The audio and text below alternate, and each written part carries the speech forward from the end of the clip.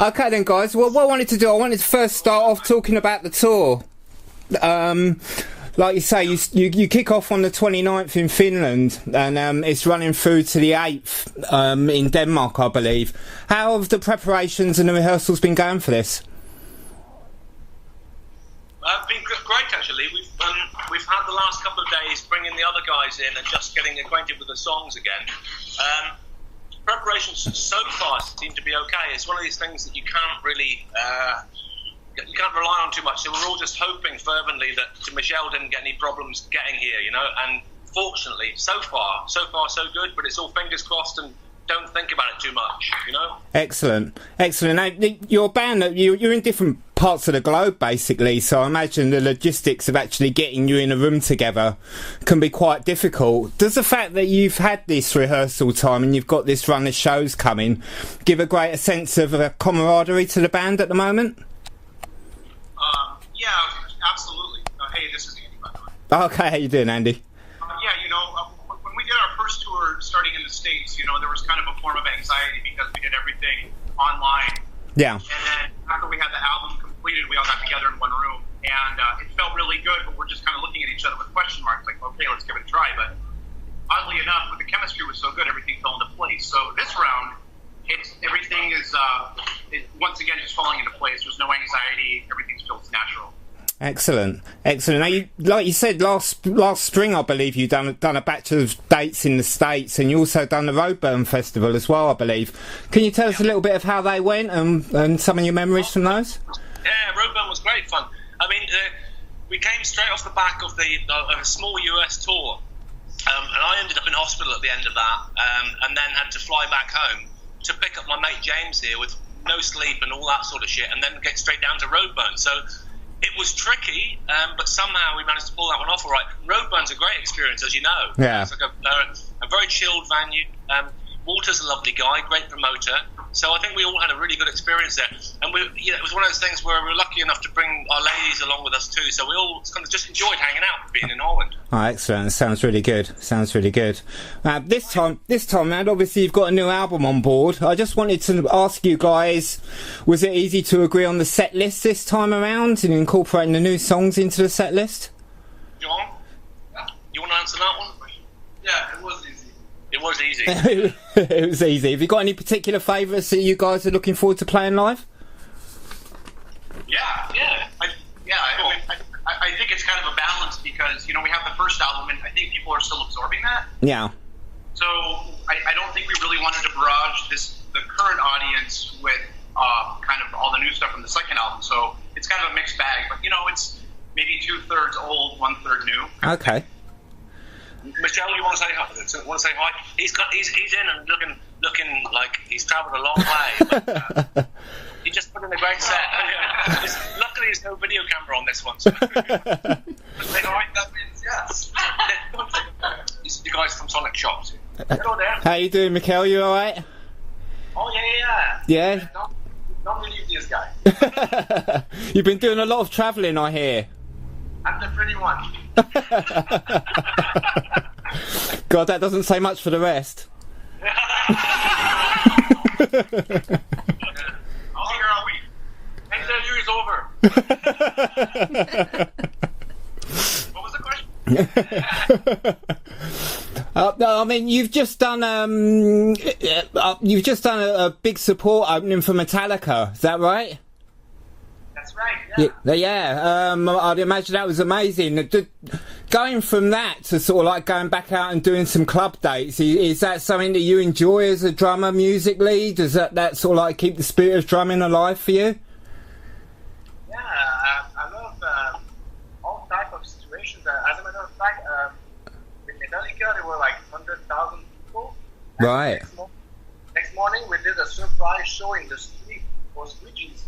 And it was as fun, really, in Quebec City. Excellent. So you're looking forward to getting out and doing some of these dates around Europe with the guys this time round, yeah? It's been like more. Yeah, I'm really excited. Excellent.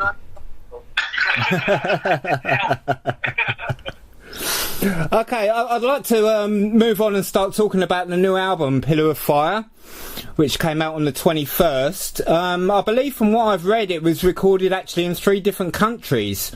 Can you tell us a little bit about how the recording process went on the album? Yeah, the instruments were all recorded, the guitars in Minneapolis by Andy and John. Yeah. Right.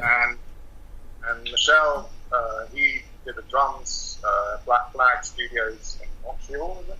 Yeah. And so we did the vocals here, and they just send everything to us by Dropbox. Right. Down here. Don't forget about Tom. He's playful Tom in Seattle as well. He just sent us a DI track. Oh, yeah. That's true. And I can re-amp that here. So. We also, we reached out to another couple of people. We had Tanner in Minneapolis, who's a friend of Austin Lund from Panopticon. Okay. And they work together in a brewery. There's kind of like this Viking-themed brewery, which is amazing beer and a lovely place and lovely guys. And when we went up there, we got an evening out with them. And he brought out this hurdy-gurdy, and I just thought, that is fucking brilliant. So we kind of roped him in and said, is there any chance of bringing that one in? So he did, on the couple of quieter tracks, on Pillar of Fire and What Is a Man. You don't notice it so much on Pillar of Fire, perhaps, but it's in there. Yeah. And I spoke again, on the first album, we did a track called We Control the Fear. Mm-hmm. And the film on that is a woman here, which is fairly close to us, up in Broadford. And she said, you must check out this girl who plays the bagpipes. Right. And that was Bridget Campbell, and she's at that time she was just over 16, so she doesn't like that. Because I went out in the press release kind of thing and said, 16-year-old virtuoso. She's going, I'm not 16, I'm 18. Actually, but she was so cool, and she came by one evening with me and James here, and we recorded them, and we found like the drone pipe on the bagpipes that was really disturbing the whole thing. So she just unplugged that thing and did this kind of like impromptu solo thing. So it kind of sounds like a bloody guitar solo, but done on bagpipes. Yeah, it's crazy. And I just love that. So we've done the same sort of MO as we did with the first one, which is still very DIY and collecting ideas and bits and pieces from around and stitching them into this kind of quilt that we're hoping we can get away with for a little bit longer before we have to start getting professional. Is that type of thing going to be more prevalent in Talcos writing in the future? Do you see yourself going down that road of sort of like experimenting with different textures and effects to add to the sound? Well, I don't know about the rest of the guys, but I really like that kind of thing. I want to try and, in a sense, really open the music out as much as we can, because between us, we've never been scared about that. Like, let's put something on which, like, somebody could say, that's hippy dippy shit, But the thing is that we seem to be able to carry it off all right, so it's not so bad. Excellent. And I think that we can, given the opportunity and given a bit of breathing space, to think about our approach, how we feel as a band, what it is that makes us sound, what the band means to all of us. Well, I think we should get a bit deeper into this, and get into some different sound stuff without losing that identity. But it's all up for grabs at the moment. It seems like beginning of a journey rather than with 2 albums in. It's ridiculously quick. Right. It's the whole thing that's happened. Yeah? I've read a lot of press about the band recently, and one thing that surprised me is it's still touted as some sort of supergroup project. Do you think that now you've actually done the second album, do you think that people are starting to move away from that perception now? Sorry, I forgot to say something. Yeah, go for it. Please. But what I think that when the band first appeared, there was this inevitable tag that went along with it, because people tend to view the sort of cooperation of different musicians as being some particular project. Yeah. And I guess I was always keen to emphasise that this wasn't a project in inverted commas. It was a band. And despite this, the impossibility of it, which it is impossible because we're all over the fucking place, we're still trying to make that happen. But I think having done a second album now, within people's consciousness, it would be cemented as a band rather than a supergroup project and all that bollocks that goes with it. Because really, all of us have come up in sort of bands off the street where you don't have any of that pretentious crap, really. Yeah. You don't get called a super group or anything. It's like we'd get a slap for that, really. So we try to avoid it. And I think the Towcross is a band, I think of it as that. That's good to hear. I think a lot of it is from reviewers and that as well. It's a very hard band to categorise.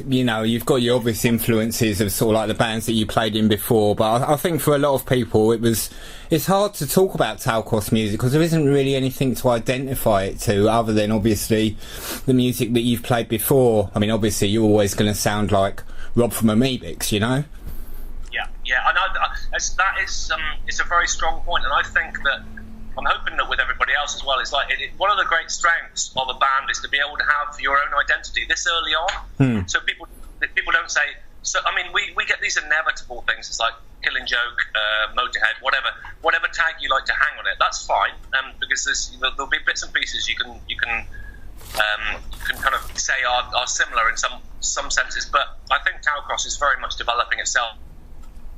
Excellent. As its own unit, in much the same way as somebody. Yep. Good stuff. I was going to ask you, how do you see the song? Hello? Hello? Hey, can you hear us? Yeah, I've got you. You got me? Hello? Hello? Yeah, I think there's a delay. Yeah? Yes. Okay. I think there's a delay. Okay. I wanted to ask you about how the songwriting process has developed, because I understand it was much more of a group effort this time. Did that transcend to the lyrics, or was that musical, or a little of both? How did the songwriting process develop this time differently from the first album, perhaps? Andy, John? Yeah, I think Rob kind of came to us, and just kind of gave us a little bit of free rein to be like, hey, since we do share files online, write some riffs, throw them online, and we can see what we can do with them. And that's kind of, and I think that's kind of like how it's been. So I don't know, we kind of pick and choose like what we kind of wanted to work with, and I think I know for me personally, for me, I'm still kind of learning the process of how we're writing music to the lyrics, where I'm used to vice versa. Right. Yeah, so, I have a lot of input from John, because John, coming from Misery, he's used to playing guitar and singing at the same time, where I just have more of a guitar background and maybe backing vocals. So, it's been a challenge and a learning curve, but in the songwriting process, I think it's, started out with Rob being the maestro and everything, and he definitely still kind of holds the idea and kind of disciplinary on the songwriting process, but it's a little more open now, I think, and he's open to our ideas as well. So it's gradually opening up. Yeah. What we do is we come up with different songs between one another, and we send them back and forth, Dropbox sharing. And Rob, being the lyricist, he says this part of work, this part of work, this part of work. Then we piece them together, and then we play them, we lay them down, we send them back and forth, and then pretty much Michelle takes it all in, and he does the drums over it. Yeah, so Michelle he'll dictate the structure in a sense, and put that down, and then we have to rebuild again on top of that. So it's not complex, but it is challenging in its own ways. And I think particularly challenging for James at this end, because it has been bringing together these disparate files from all ends of the earth and making sense of those and putting them into the song, Yeah. So a way will basically take the root of the song and give us that map as such, and we just place our stuff on top of it. Right. It's like every day is your birthday. You open up the Dropbox and you're like, oh, fuck, a new song. It still seems like quite an alien way for bands to work. I mean, I'm a similar age to you guys, and I've been in bands where you jam and you rehearse and you write material, but to actually do it this way must be a new experience for you guys as well. Is this something you've experienced in other bands before, or is this a new experience for a lot of you? It's been all new for all of us. It's been a learning curve for everybody, because John and I had to learn the software too. So it was kind of a crash course in learning Pro Tools. So we kind of wrapped our heads around that, kind of ran with it. But I know as a band we're also evolving into realizing like we do need to spend some quality time as a live band writing. Of course. Yeah. So that's our next stage, is to figure that out. Because it's something you can't really get over that leap where you need to be in the same room together. Yeah. So I mean, so far it's been fucking brilliant. It's been exciting because everything is coming together in the right way, and I think that can only benefit from having downtime together in the same space, thinking about what you're doing and how you're writing, and doing some of the production in-house at the same time. You know. Yeah. And that will allow so much more texture to the whole experience, as far as I can see, really. Excellent. It is. I wanted to talk to you a little bit about the artwork for the album as well. It's very, very strong. I understand a guy called, I hope I get his name right, Costin Chiarino, is that right? It's a pretty good stab at it. I think it's probably better than mine. I understand he did the artwork. Could you tell us how that collaboration came into being? Well, he got in touch with us because he did a poster for us for the Roadburn appearance. Yeah. And he kind of did it off his own bat and presented that. And it's like everybody went, fucking hell, that's great. This is really fantastic artwork. We met up with the guy after the show. Loved him, loved his work, and kind of Andy was actually, you were pushing it before and saying, we should try and get this guy to do the album cover. I just thought it was a good idea initially. Mm-hmm. Yeah. I was like, fuck, man, he did art for Rover stuff. Let's talk 2 years ago. Yeah, he's got his own aesthetic. And the peculiar thing about Costin is he's been involved with quite a lot of bands, but from quite a disparate bunch of genre ideas as such. You know, he's involved all over the place with different people, so you don't bump into him too much along the road, but he is there. Right. It's like his personal star seems to be rising because he's so prolific. But he's somebody that spends a lot of time thinking about the music he's listening to and how he wants to convey an idea. So we just opened the door and said, on you go, make of that what you will. And he did us proud. Excellent, yeah, it's certainly a very striking cover, that's for sure.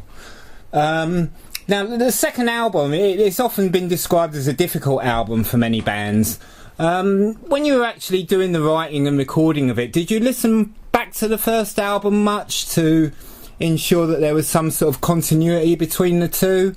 Or is this album purely an album on its own merits for where you guys are at the moment with your writing? I suppose James would have had something to say about that, because he was the guy that was trying to refine the sound of it. Yeah, I think all that we thought we'd do is just because we're in different countries. Yeah. There's no point trying to start a new style of guitar amps or something. Just so we kept the same kind of settings, I think, for the guitars. And as I say, I use a DI from the bass, and Rob's vocal I can take control of here. But it's I think you get the files back. It's just a question of taking that forward with the mix. Yeah. And we got it down. I think I put a bit more bass in it this time because the last album, there had been some sort of worries that it was a bit lost in the low end there. But I think we've got it a bit more punchy now. I don't go for like a hi-fi production with these guys because I don't think that would suit the music. I think there's something kind of retro about it. There's a lot of comparisons to it being produced, in the 80s. Yeah. That might just have something to do with the recording process. But I think it's also, you work with the files you get, and you make the best of it, basically. Yeah, that's all you can do. I mean, while we're on that subject, when you're actually mixing the stuff, is it an easy band to actually say, right, this song's done? Because there just seems to be so much scope in the music that I can imagine you guys having various debates on, well, we should try this, and, is it easy to find a cut-off point for the material? Well, I would say that, because Rob's sitting with me, he's co-producing this project. Right. So, I will be pretty light on any edits I would do. But, so I tend to be exactly what they play. And so there are some long passages of chugging riffs. But then, that's great. That's what it's about. Yeah. And, we come up with production ideas, but I don't want to throw a whole bag of tricks at it, because that, might turn it into something, from a sort of techno horror movie or something. Which it probably is. Sorry, Michelle, you were going to chip in there? Yeah, I was going to say about as a drummer, the experience of the recording of the second album. It was different, and I would say more exciting in a way, because the first album, the demos had either beatbox on it or Roy.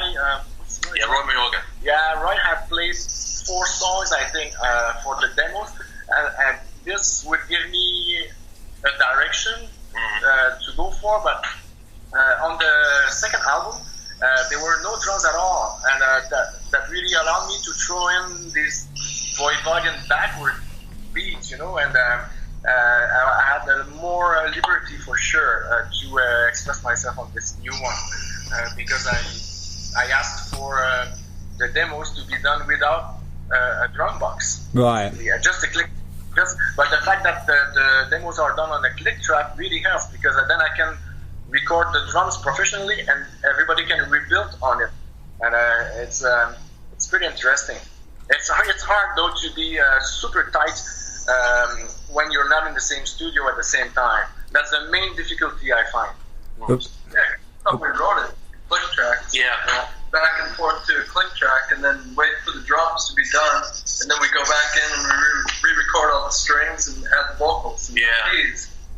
It's a long process. Yeah, but it is. I mean, it is so difficult in that sense, like you say. It's like you need to be in the space together and making eye contact with each other when you're playing, going, okay, this is how the dynamic should go. And I think you can get so much more out of that. And of course, that's how we've all operated up till now. Yeah. But with regard to that whole thing about recording, I was familiar with this internet recording thing because of my relationship with Roy, and because he was in LA. It was, we were always trying to make ideas for the Amebix thing too. So he would go through several different processes before even coming up to a demo sort of side of things, Yeah.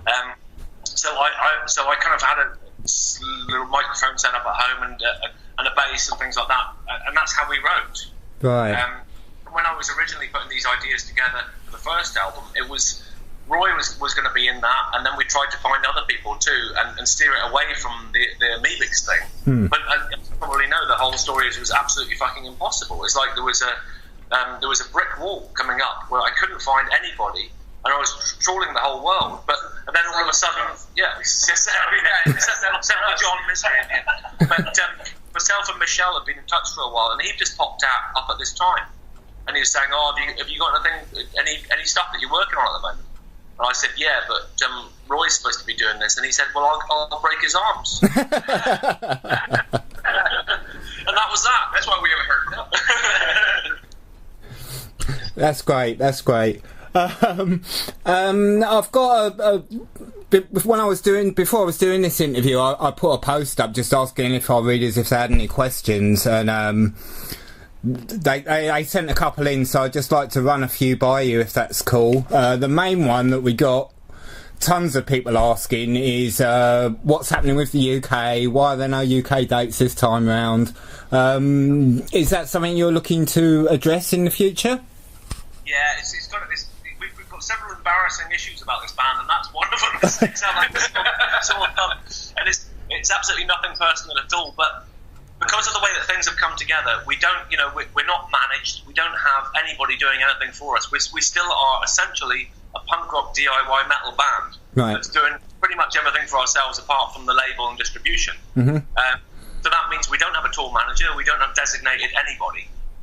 So this time around, I kind of reached out and I thought, we should try and put some dates together. But I only did that about maybe 4 or 5 months ago. And as you know, most people for venues need a heads up of around a year. Yeah. So I couldn't get anybody interested. That was it, full stop. We only got one offer from a festival in the UK, but it was a festival that I didn't think was very suitable for us anyway. Right. So we avoided that one. This started trying to do the west coast of the States. Yeah, that's right. First of all, we thought we'd fill in the west coast of America because of the last one. But we really do. Yeah, it's sticking out, as I say. The sore thumb is we do need to do some stuff in the UK. Yeah. So what we're looking at is to see how we get on with Daniel, the guy that's dealing with us for this tour in Killtown Bookings. And he's a straight up guy and an old friend of Tom's here. So if we work well and we click together, I'd like him to kind of be our man and set some stuff up in advance, so we get a good opportunity. I think we'd all love to play here. Okay, that's great. That should keep them happy because, like I say, quite a few people were asking about that. I know it's sort of like, on a lot of people's minds, they're really anxious to see the band live. So you think that's definitely something will be happening? All they have to do is start saying that to the right people, in the right venues, festivals, and we'll come along and do it. We haven't had any invites.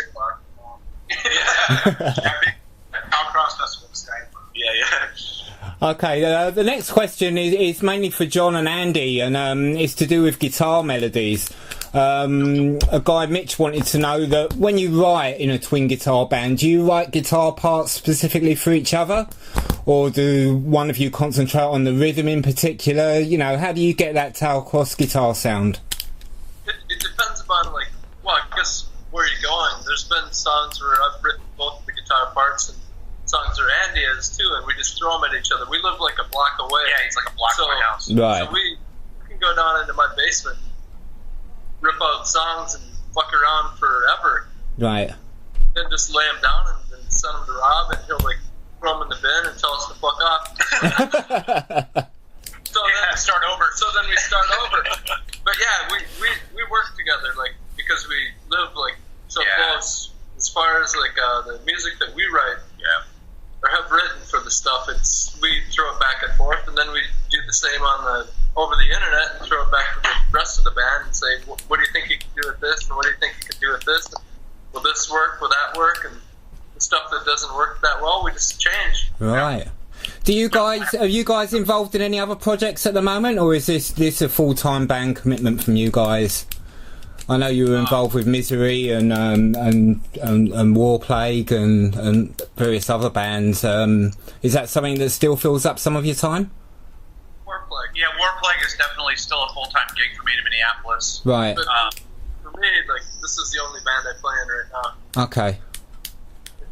Oh, you can do another thing. Yeah, I was playing in Frustration in Seattle before, and we split up last November, so right now this is the only thing I have going on. Right. I don't have Seattle at the moment. But of course, Michelle's only got 5 or 6 bands. Yeah. I was going to make him quick play bad, though. I know Voivod stands in the way of Hawk Russ. How about yourself, Rob? I know you've got the whole sword making. For me, this is a band I want to be with and playing, and it's the absolute right way of expression as far as I'm concerned. There's no limits on it. There's no issues. Right. I might have to do anything else. I've been asked by a couple of people to maybe do some project ideas, but as I say, with a very clearly defined project in italics, right? As being something which would be a one-off, but probably just 2 or 3 tracks here and there, and maybe what that'll do is sharpen up whatever I can do at that time. So we'll see. Right, but you still find time to distinguish your music with the Castle Keep project and things like that. They still both work hand in hand, yeah. Yeah. As we're all aware, these days nobody makes money from playing music, so it's an indulgence. Right. I think, to be realistic, all of us we're almost on a pay to play sort of thing, particularly because of the distance involved between. So I measure my life out in that respect. Right. In that my day-to-day work is what brings in the money and pays the bills, and my wife, who's here standing behind me, she's very graciously allows me to indulge myself in 2 or 3 weeks of this every year. Right. So that's how it goes. As I say, I think music is an indulgence, but it's a wonderful thing that we can still do that. Particularly, I mean, because I'm getting a bit older now, but it's like giving me personally a new lease of life and a lot of interest in what can be done, because I almost pressed the pause button 20 odd years ago on any progress for myself musically or any of the interests that I had like that. So now it's like, fuck, well, I'm a 20 years or 26 years younger musician than I actually am as a physical being. Right. I thought you were going to try and tell me you were 26 for a minute there, Rob. Almost. So you can double that if you like. Okay, guys. Listen, I'd like to thank you very, very much for your time. I'm going to let you go. I'm sure you've got a lot of things to talk about. Like you said, you don't get together that often. Congratulations on a great sounding album. We'd like to wish you all the best for the tour, and I'd just like to give you the last say, anything you want to say to any readers in the UK. I think we're going to be putting this interview up as some sort of YouTube video, so do you have any message for anyone who's got the album, thinking of getting the album, or thinking of checking these live dates out in the next week or so? Yeah, if you see a random member of Tower Cross walking around in the UK and we haven't played there, just punch them in the face. Yeah. Actually, just punch Tom Radio in the face, and then we can laugh about the story later. Okay then, guys. We're just going to get it over. Okay then, guys. Well, once again, thanks a lot for your time, yeah? And all the best with the upcoming tour, yeah? Thanks, Chris. Thanks, John. Cheers, guys. See ya. Bye-bye. Bye.